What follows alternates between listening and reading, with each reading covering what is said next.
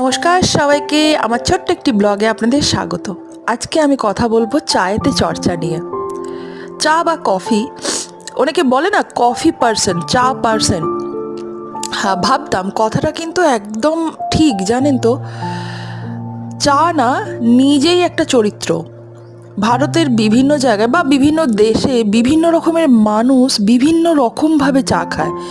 আমি তো বিভিন্ন ট্রাভেল টাইমে বা ঘোরা বসা কো প্যাসেঞ্জার বন্ধু বান্ধব মানুষজন আত্মীয় পরিজনদের কাছ থেকে দেখেছি এক একটা মানুষ এক এক রকমের চা খায়। কেউ হাফ কাট চা খায়, কেউ মাটির ভাঁড়ে আয়েশ করে চা খায়, কেউ বৃষ্টির দিনে বই নিয়ে চা খায় বই পড়তে পড়তে, কেউ ছোট ছোট কাপে বারবার চা খায়, কেউ তো ফ্ল্যাক্স নিয়ে চা নিজেই সঙ্গে করে ক্যারি করে বিভিন্ন জায়গায়। চা না নিজেই একটা চরিত্র, ওই যে চায় লাভার।